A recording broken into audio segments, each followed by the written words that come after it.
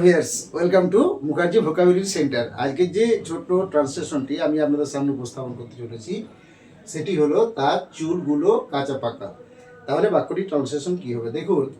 আমরা এখানে কাঁচা পাকা এটা হলো মূল গুরুত্বপূর্ণ ব্যাপার। তার আগে আমি দেখাই যে আমরা যদি বলি যে কালো চুল, তাহলে এই কালো চুল অর্থে আমরা কিন্তু একটা জিনিস জেনে থাকি যে ব্ল্যাক হেয়ার।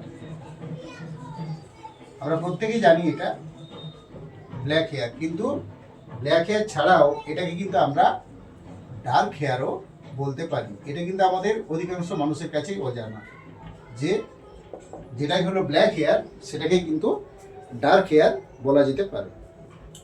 এরপর দেখুন যেটা আমাদের পাকা চুল বলা হয়, পাকা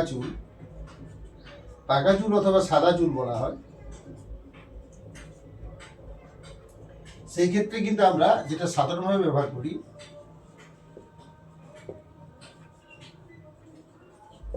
সেটা হলো হোয়াইট হেয়ার, কিন্তু এই হোয়াইট হেয়ারের পরিবর্তে আমরা ব্যবহার করতে পারি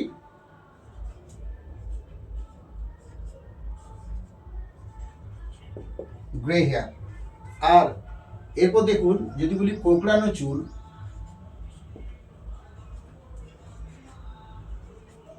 কোঁকড়ানো চুল যদি বলে থাকি তাহলে এটা হবে কার্লি হেয়ার হয়ে যাবে।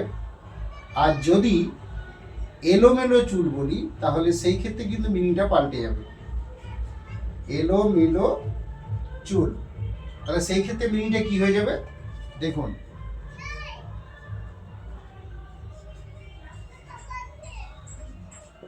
সেই ক্ষেত্রে হবে messy hair, MESSY messy hair.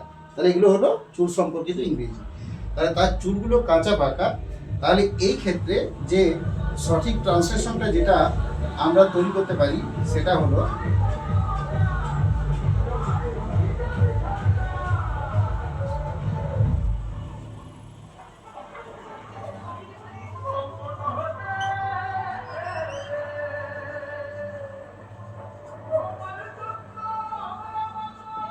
দেখুন এখানে কিন্তু he/she has salt and pepper hair.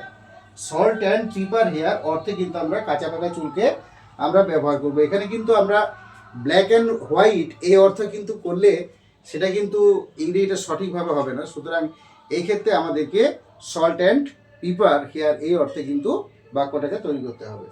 সুতরাং he/she has salt and pepper hair, অথবা আমরা এর বিকল্পও করতে পারি যে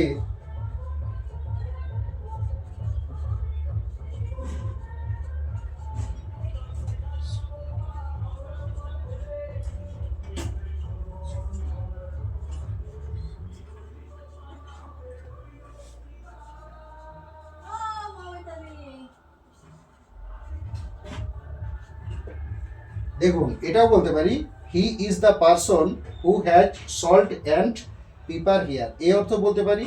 আবার যদি লেডি করি যে she is the lady who has salt and pepper hair, তাহলে এই অর্থেও কিন্তু আমরা তার চুলগুলো কাঁচা পাকা অর্থে বাক্যটাকে আমরা তৈরি করতে পারি। সুতরাং আমি এই বিষয়টি সম্পর্কে যে সংক্ষিপ্ত বিবরণ ছিল, যতটুকু বিষয় জানা ছিল তা আমি আপনাদের সামনে উপস্থাপন করার চেষ্টা করছি মাত্র। যাই হোক, ক্লাসটি এখানে শেষ করলাম। ক্লাসটি কেমন লাগলো অবশ্যই কমেন্টের মাধ্যমে জানাবেন। যদি ভালো লাগে লাইক, সাবস্ক্রাইব, শেয়ার অতি অবশ্যই করবেন। So finally thanks to everybody for watching my video. Thank you.